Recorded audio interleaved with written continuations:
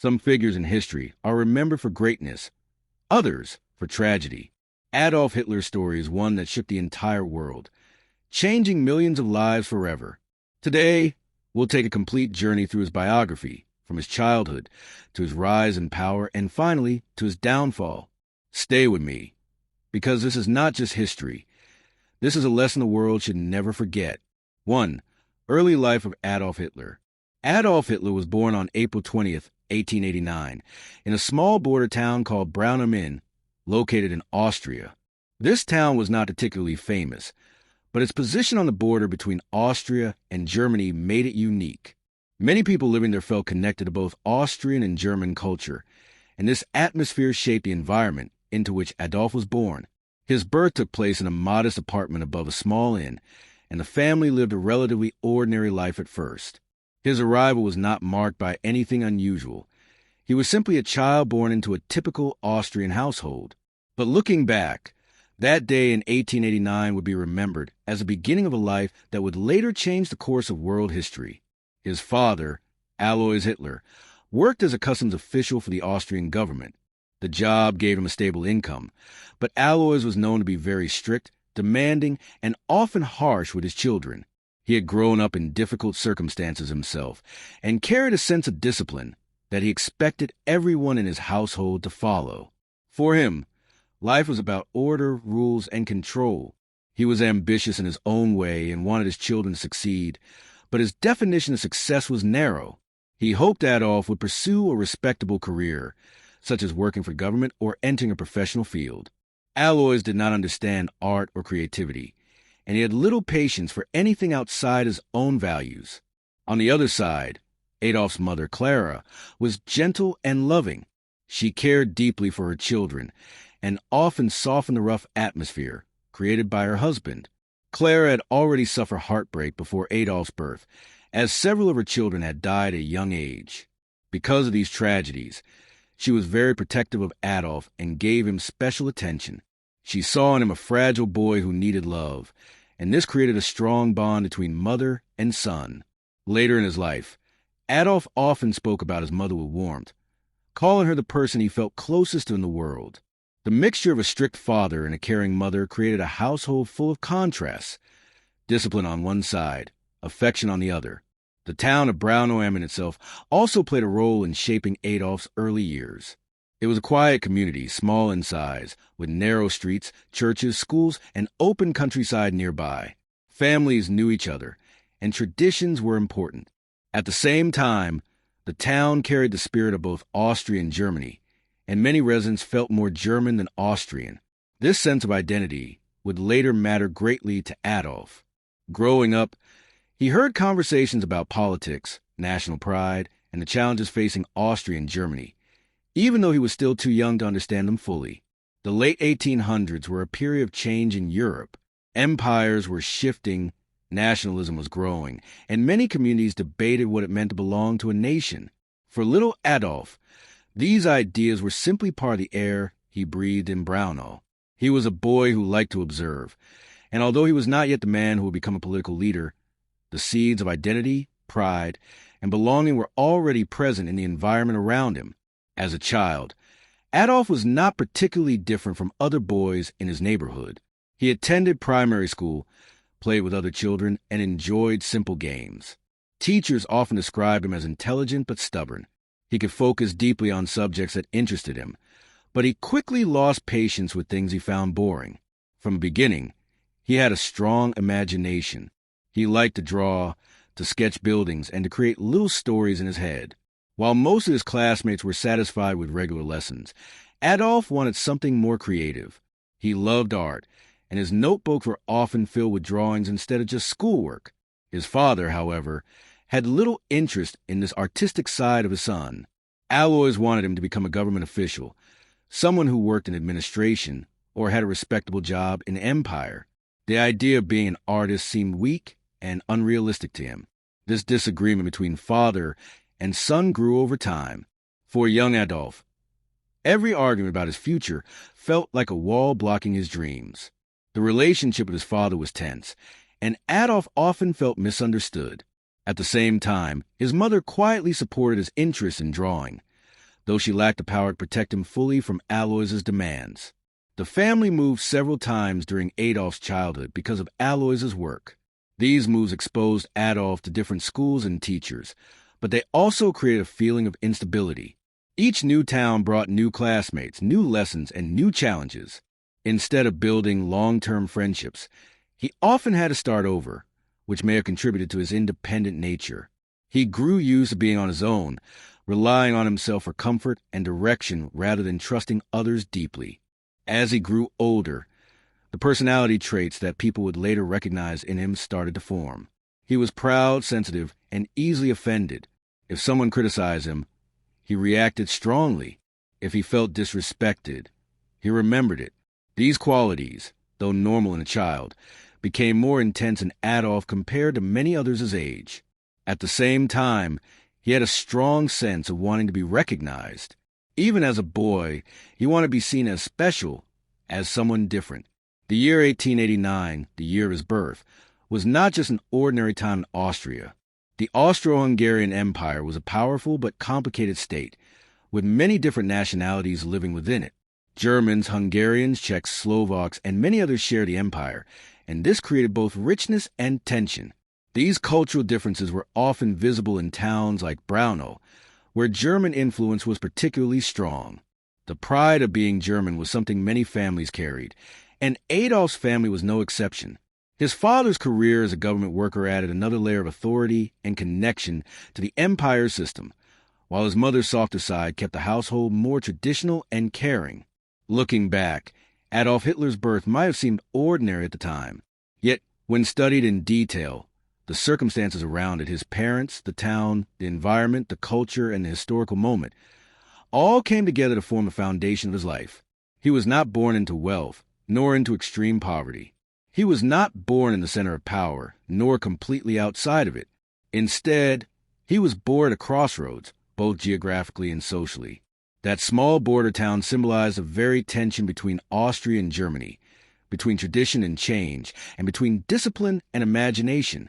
From the very beginning, Adolf's life carried contrasts.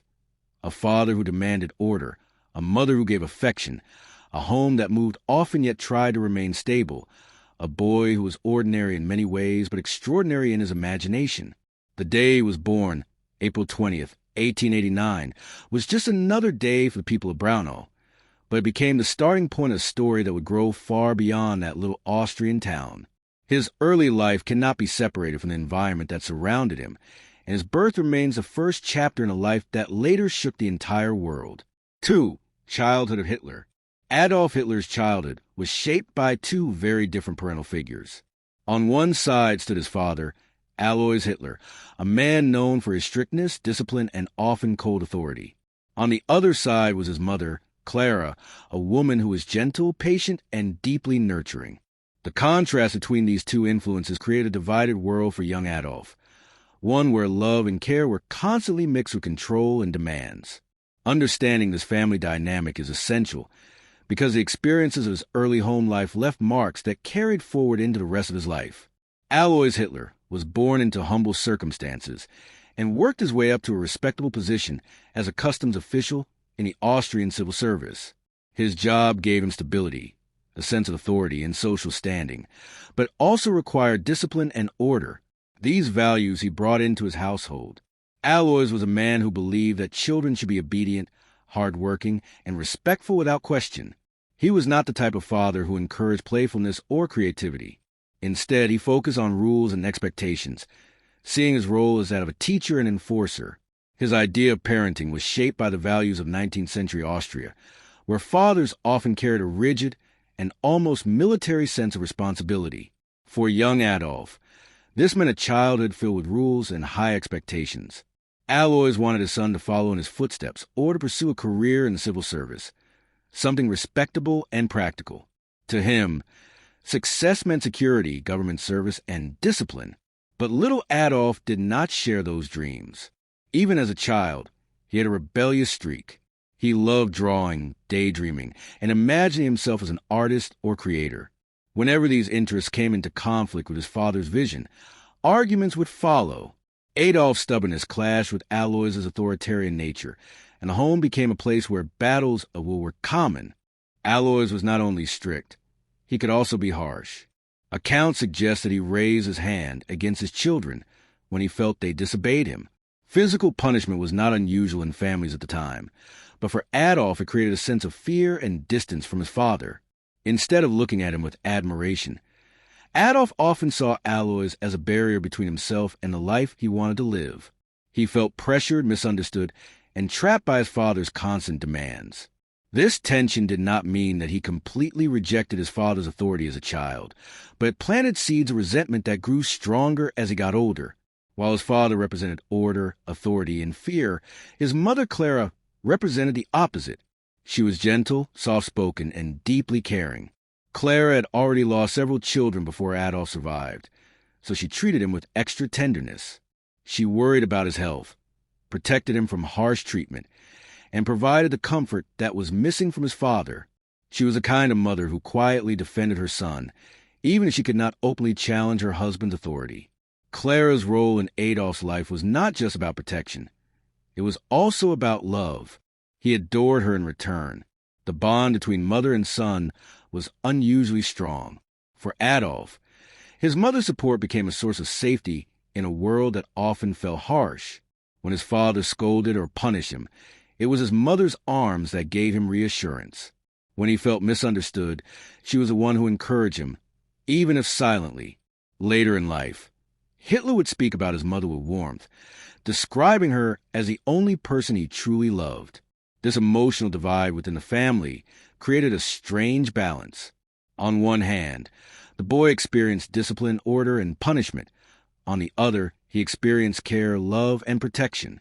These two forces pulled him in opposite directions. It is not unusual for children to grow up between a strict father and a loving mother. But in Adolf's case, the contrast was especially sharp.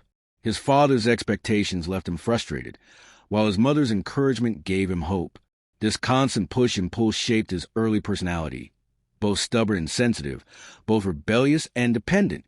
The atmosphere at home was therefore unpredictable. A meal at the table could shift from silence under Alois's stern presence to quiet warmth when Clara's softer side took over. The children learned to read their father's moods, often staying careful and cautious. Meanwhile, they turned to their mother for affection and understanding. Adolf, being particularly close to Clara, often sought her approval above all else. Her caring nature gave him the confidence to pursue his artistic interests in secret, even as his father disapproved. But the conflict between father and son grew stronger as Adolf got older. Alois demanded that Adolf prepare for a practical career, possibly in government service, and pushed him towards subjects he disliked. Adolf resisted, showing poor performance in school whenever he was forced to study things he had no passion for. He enjoyed art history and architecture, but disliked strict academic subjects. His father viewed this as laziness and failure, which led to more punishment. Clara, however, often stood by her son, gently urging her husband to be patient and offering Adolf the quiet encouragement he needed. The love Adolf felt for his mother was not only emotional, but also spiritual. When Clara fell ill later in his teenage years, he cared for her with deep devotion. Her illness and eventual death in 1907 left him heartbroken.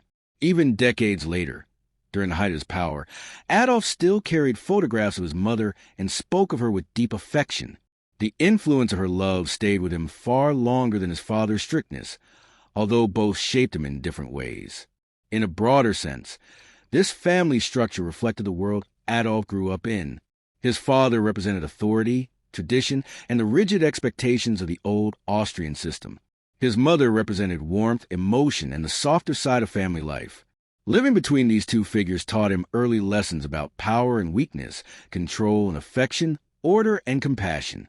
Some historians argue that his later personality, cold and calculating in public, yet occasionally sentimental in private, echoed this divided upbringing. To a young boy, however, it was simply home. The strictness of his father forced him to become resistant, while the care of his mother gave him the ability to dream. Without his father's discipline, he might not have developed his stubborn drive. Without his mother's love, he might not have developed the emotional bond that gave him confidence in himself. Both parents, in their very different ways, left a permanent mark on him. So, when we say that Adolf Hitler's father was strict and his mother was caring, it is more than just a simple description. It was the central theme of his early life. The coldness of his father and the warmth of his mother created two opposite worlds that he carried with him. Every child remembers the tone of their parents, the love or fear they felt at home. And for Adolf, those memories were powerful. They became the foundation of a personality that would later show both harsh determination and emotional intensity. The strict father and the caring mother were two forces that shaped him in his earliest years, leaving a legacy of contrast that defined the man he would one day become.